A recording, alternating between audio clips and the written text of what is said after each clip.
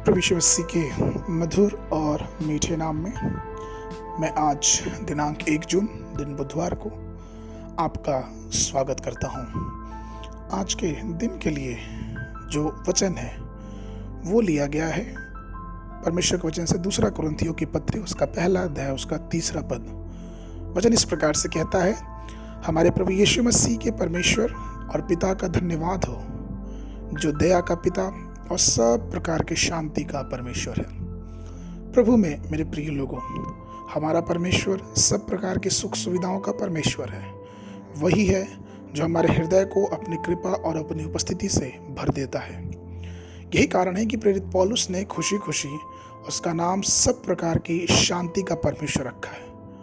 हो सकता है कि आपका पूरा परिवार आपके खिलाफ खड़ा हो, या ये भी हो सकता है कि आपको अपने जीवन में एक के बाद एक संघर्षों का सामना करना पड़ता हो, लेकिन आपको ये कभी नहीं भूलना चाहिए कि ये सब कुछ सीमित समय के लिए है, क्योंकि परमेश्वर उन सभी संघर्षों को समाप्त कर देगा और आपको शांति प्रदान करेगा। वह इसलिए क्योंकि वो दया का पिता है और सब प्रकार की शांति का परमेश्वर है।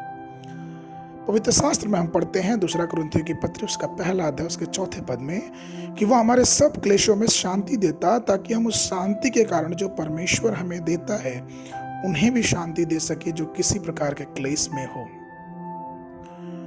शांति शब्द करुणा और मजबूती को दर्शाता है। परमेश्वर ने हमारे और आपके भीतर एक ऐसी करुणा, दया और शांति रखा है जो कि परमेश्वर के पास आने से और ज्यादा बढ़ती है।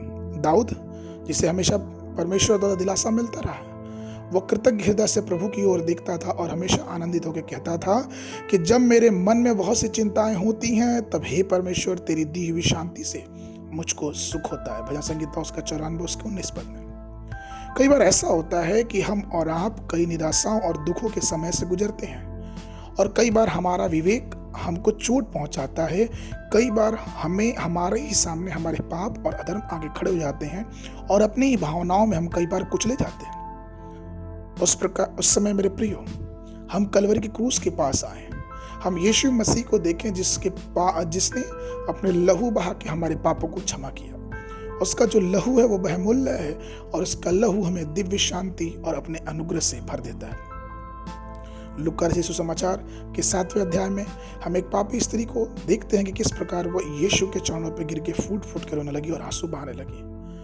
वचन में ये भी देखते हैं कि किस प्रकार से उसने प्रभु के चरणों को अपने आंसुओं से धोया और सुगंधित और जटामासी के इत्र से प्रभु के चरणों में गिरा के उसे पूछा। तब यीशु ने लूका 7 उसके 48 और 50 में इस प्रकार से कहा, और यीशु ने उस स्त्री से कहा, तेरे पाप क्षमा हुए। पर उस स्त्री ने कहा, और उसने उस स्त्री से कहा कि तेरे विश्वास ने तुझे बचा लिया, कुशल से चली जा।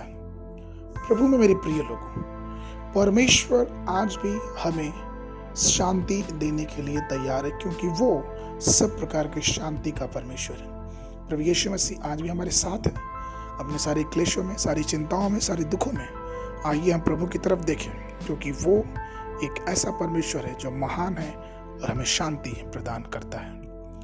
आज के मनन के लिए जो पद है वो लिया गया है 2 कुरिन्थियों की पत्री उसका 13 अध्याय उसका 11 पद। वचन ये कहता है, निदान हे भाइयों, आनंदित रहो, सिद्ध बनते जाओ, ढाढ़स रखो, एक ही मन रखो, मेल से रहो, और प्रेम और शांति का दाता परमेश्वर तुम्हारे साथ होगा।